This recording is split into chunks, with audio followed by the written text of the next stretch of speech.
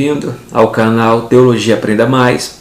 Estamos voltando novamente para nossa quinta parte de Bibliologia.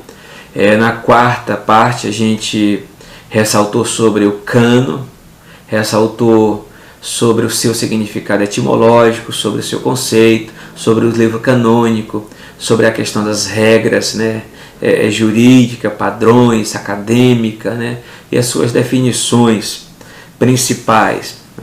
E também nós ressaltamos também, deve-se ter em mente que a igreja não criou o cânon, isso tem que se colocar na cabeça, nem os livros que estão incluídos naquilo que chamamos de escritura. Ao contrário, a igreja reconheceu os livros que foram inspirados desde o princípio, foram inspirados por Deus aos seres escritos. E nem toda a literatura religiosa, até a mais inspiradora e lida, é considerada escritura. Essa verdade é válida hoje, como também era nos dias em que o Antigo e o Novo Testamento foram escritos. Os apócrifos e os pseudepígrafos e outros escritos religiosos tinham reconhecidamente seus vários graus de valor, mas não era considerado digno de ser chamado a palavra de Deus. Somente os 66 livros contidos na Bíblia Sagrada são chamados Escritura.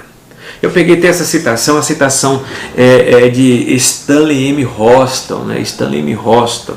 É uma citação muito interessante acerca quando ele fala da literatura religiosa, e principalmente quando foram produzidos, tanto no Antigo Testamento, a questão dos apócrifos, que eu vou falar sobre os livros apócrifos, falar sobre os livros pseudepígrafos lá na frente, mas colocando de forma geral aqui, a gente está ressaltando o que eles são e o que eles vêm ser na sua especificidade. O cânon do Antigo Testamento. Não se sabe ao certo quando os textos do Antigo Testamento foram compilados, reunidos. Sabemos, todavia, que isso ocorreu antes de Cristo. Há duas correntes. Alguns rabinos atribuem ao sacerdote Esdras, tal feito. Isso ocorreu por volta do século V a.C. Outros estudiosos conferem os feitos aos escribas que fizeram a primeira tradução do Antigo Testamento para o grego por volta do século III, que é a chamada Septuaginta. E, no entanto, o fato é, as escrituras veterotestamentárias já era conhecida, compilada e usada nos tempos de Cristo e dos apóstolos. E a lei de Moisés, compreendendo os 5 primeiros livros da Bíblia, circulava como uma porção distinta da literatura sagrada nos tempos de Esdras, em cujas mãos esteve. Esdras, nós temos como referência o próprio escrito, o Esdras, que está um dos livros da Bíblia, que foi o próprio sacerdote, escriba hábil, que escreveu lá Esdras capítulo 7, 14, sendo douto, sendo um homem conhecedor, que tinha grandes conhecimentos. A pedido do povo, ele leu publicamente o livro da lei, onde que o livro da lei foi lido, lá em Neemias 8, 1, 5, onde que a leitura da lei, a leitura pública da Torá é feita diante do povo de Israel, e foi necessário ter intérprete, porque o povo que voltou da Babilônia era um povo que voltou falando o aramaico, a língua irmã do hebraico.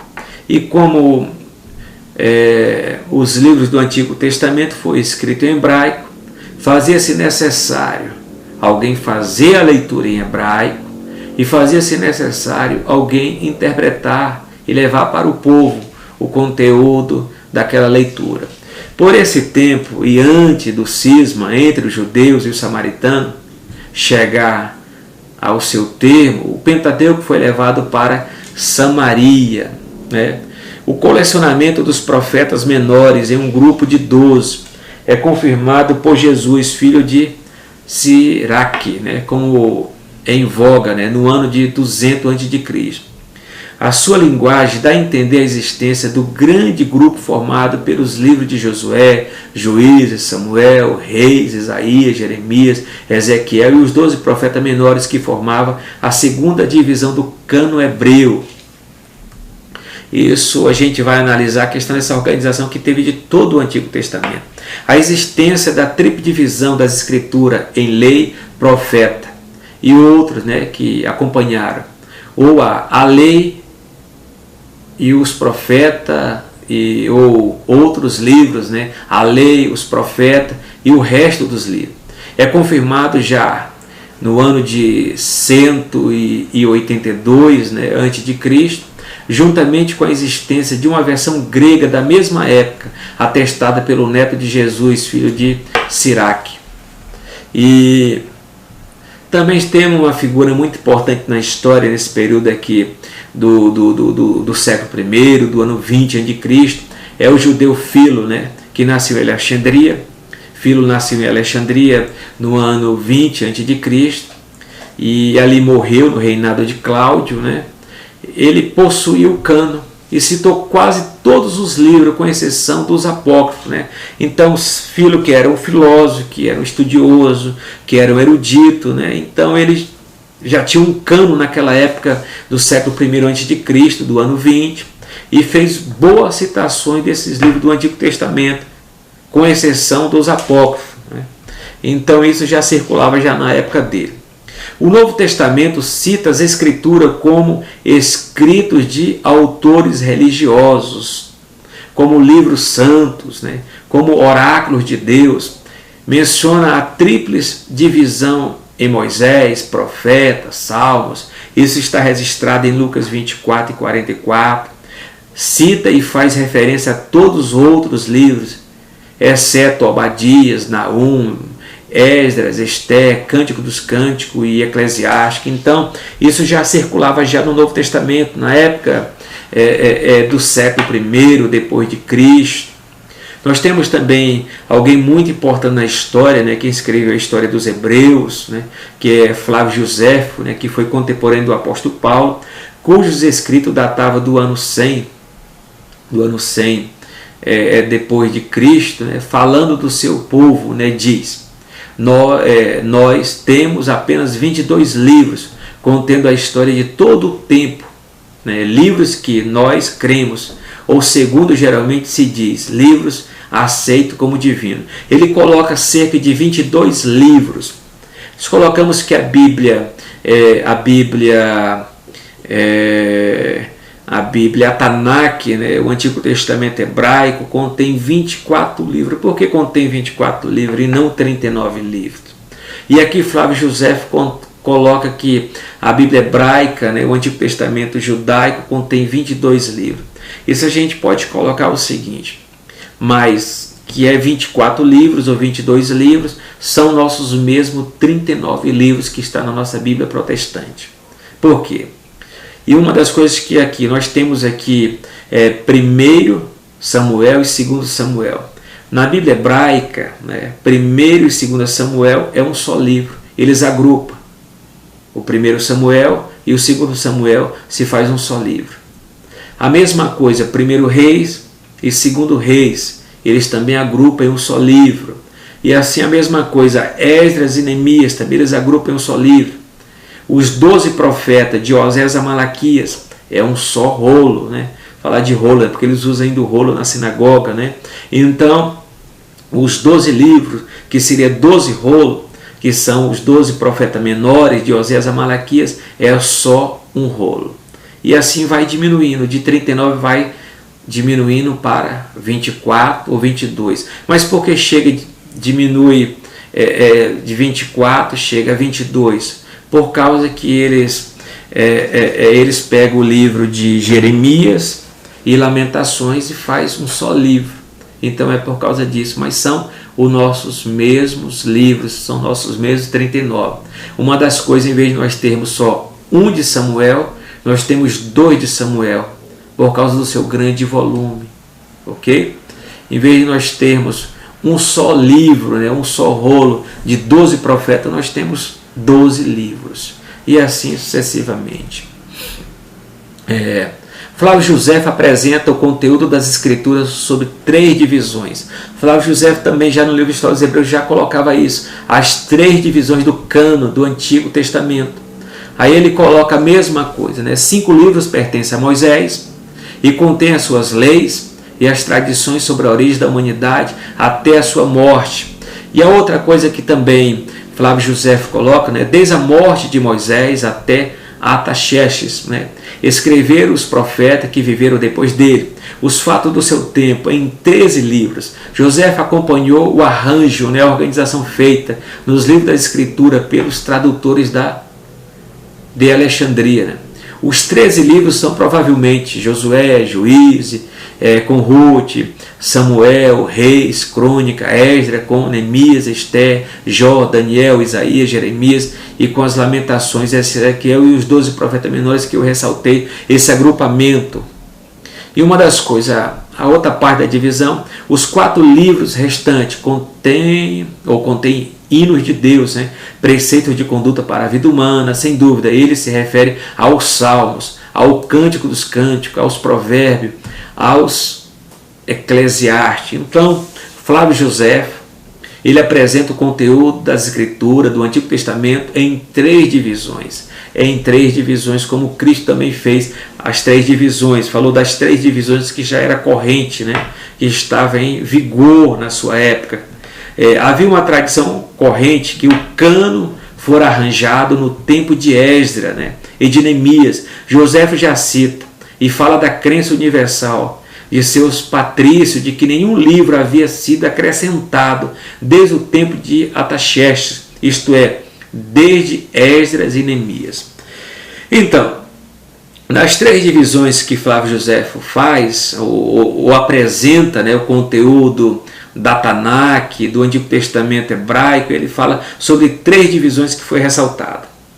A primeira, a segunda, a terceira, e temos uma antiga tradição corrente, né, que quem compila, quem reúne, quem arranja, quem vem organizar é o escriba, o sacerdote Esdras, né, que isso já vem desde a época de Esdras e Neemias.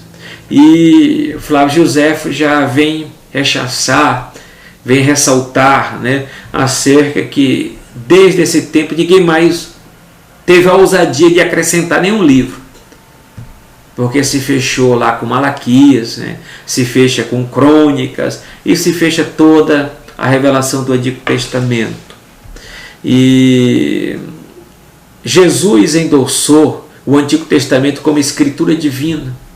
Isso ele fala em João 17:17, João 10:35, né, que tem esse conteúdo. Jesus leu um dos seus livros, Isaías, que é o profeta messiânico, é o profeta evangélico. Ele ressaltou e leu Isaías aonde? Lá na sinagoga de Cafarnaum. Isso você conta o registro de Lucas, capítulo 4, versículo número 17. Isso faz parte da escritura do Antigo Testamento. E de fato, já na época de Jesus, o Antigo Testamento já estava fechado, já estava concluído basicamente. Jesus citou suas divisões, isso a gente já falou também em Lucas 24 e 27, começando com Moisés, pelos profetas e nos Salmos, né, que são os quetuvins, que é o fechamento do Antigo Testamento, né, que é o fechamento do Antigo Testamento. Então, os apóstolos também citaram o Antigo Testamento, e citaram e endossaram como escritura inspirada por Deus. Nós possamos pegar isso onde que Paulo coloca lá em 2 Timóteo 3,16, que toda escritura é devidamente inspirada por Deus, é proveitosa para redarguir, para ensinar, né, em perfeita justiça, etc. O que está lá no texto, que a gente pode estar abrindo depois, né. Uma observação que eu quero fazer aqui: os apócrifos eram lidos e respeitados pela antiga comunidade judaica, porém, Jesus não citou nenhum deles como literatura inspirada por Deus. Alguns apóstolos e discípulos de Jesus citaram, por exemplo, lá em Judas, Judas 14, né? Paulo citou também poetas gregos em sua pregação em Atenas, isso está registrado em Atos 17, que eu vou até fazer uma fala apologética aqui também. Mestres judeus que participaram do concílio de Jânia, né? Ou de Jâmia, né? Jânia, né? Em 90 depois de Cristo, né? Então Teve um concílio, o concílio de Jânia, né, que ocorreu no ano 90 depois de Cristo, no século I, né, onde que mestres judeus, né, israelitas, rabinos, eles tiveram como analisar alguns livros, né, que a gente vai também trabalhar. Então, só ressaltando aqui, então no ano 90 depois de Cristo, no concílio de Jânia, os judeus definitivamente, né, reiteraram a canonicidade dos livros apócrifos, né? Ou então melhor, né, os judeus definitivamente rejeitaram a canonicidade dos livros apócrifos e fixaram o seu cânon, né, aqui. No entanto, já claramente reconhecemos dois cânones espalhados pelo mundo. Então nós temos o cânon judaico e o cânon grego. Então eu quero novamente aqui fazer um destaque aqui, ressaltar. No ano 90, depois de Cristo, no concílio de Jânia, os judeus definitivamente rejeitaram, ok? Novamente, os judeus definitivamente rejeitaram a canonicidade dos livros apócrifos. Eles não reconheceram os livros apócrifos e fixaram um cânon, né, que já vinha já desde a época, né, isso foi um reconhecimento que já veio desde a época de Esdras, né? Então, aqui nós no entanto, já claramente reconhecemos dois cânones principais espalhados pelo mundo, né? Tem o cânon judaico e o cânon grego, né, que é a Septuaginta, tá ok? Então nesse concílio não foi reconhecido os livros apócrifos como inspirados. Por que não são inspirados? Isso a gente vai estar retratando um pouquinho mais na frente aqui. A canonicidade do Antigo Testamento. Alguns estudiosos afirmam que a verdadeira canonicidade do Antigo Testamento não ocorreu antes de Cristo, muito embora a Escritura já tivesse sido compilada nos dias anteriores ao Messias. Segundo eles, a canonicidade de fato ocorreu depois da sua morte e ressurreição no concílio de Jânia, por volta do ano 90, né? E tiveram critérios, né, no concílio, né? No concílio de Jânia, né? Então, quais são esses critérios que foram analisados, né? Porque a canonicidade do Antigo Testamento, alguns estudiosos afirmam que a verdadeira canonicidade do Antigo Testamento não ocorreu antes de Cristo, muito embora a Escritura já tivesse sido compilada nos dias anteriores ao Messias, que foi principalmente no século V a.C., na época de Esdras, né? Que possivelmente já havia sido organizado. Mas segundo a tradição, a canonização de fato ocorreu depois de sua morte e ressurreição de Cristo. Isso se deu no concílio de Jânia, por volta do ano 90. Então, nesse concílio, que é um concílio muito importante, que ocorreu no ano 90, né, em Jânia, os critérios, tiveram alguns critérios para ser reconhecido alguns livros. Quais são esses critérios? Então, quais são os critérios? Os critérios foram autoridade divina. Então, a autoridade divina tinha que vir com essa expressão, assim diz o Senhor. Outra questão tinha que ter o quê? A historicidade, a cronologia dos fatos e a autoria profética, né? Tinha que ter sido escrito por Moisés, Davi, Salomão, Esdras, etc. E a outra questão também, período, né? O período também do livro, né? Só os escritos até Esdras, né? No século V, né? E até o concílio de Jânia. Então foram esses os critérios. Então a língua também, isso é muito importante. Um dos critérios muito fundamentais, né? Os critérios que foram muito fundamentais, e esse é bem fundamental, a língua, né? Só os escritos em hebraico e algumas porções do aramaico, né? No livro lá de Jeremias, Daniel, né? Esther, mas para ser incluso como canônico, tinha que ter sido escrito em hebraico, ok? Tinha que ter sido escrito em hebraico. Então, a questão da aceitação conhecido pela comunidade judaica, tinha que ter sido a confiabilidade, né? Verdadeiro naquilo que se refere a Deus e a sua criação. Eu vou repetir novamente aqui os critérios. Os critérios foram a autoridade divina, tinha que ver com essa chanceler, assim diz o Senhor, a historicidade, né? Que vem a questão da cronologia dos fatos, a autoria profética, né? Para ver que tem que ter sido escrito Moisés, Davi, Salomão, Esdras, o período, né, que foi escrito, né? Foi escrito até a época de Esdras, a língua, né, que foi escrito, os livros que tinha que ser escrito em hebraico, só ressaltando, os livros apócrifos não foram escritos em hebraico, os livros apócrifos foram escritos em grego, principalmente no período intertestamentário, e também tem a questão da aceitação, tinha que ter sido conhecido por toda a comunidade judaica. E também a questão da confiança, a confiabilidade. Deveria ser verdadeiro naquilo que se referia a Deus e a sua criação. Tá? Então aqui eu quero terminar a questão aqui do Concílio de Jânia, que quero ressaltar novamente aqui na próxima aula, né? Essa é a aula de número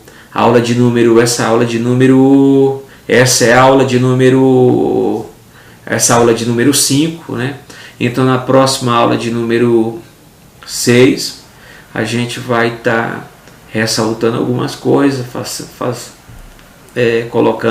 ressaltando alguns pontos que a gente esqueceu, mas a gente pode estar pensando. Obrigado, graça e paz, e até mais.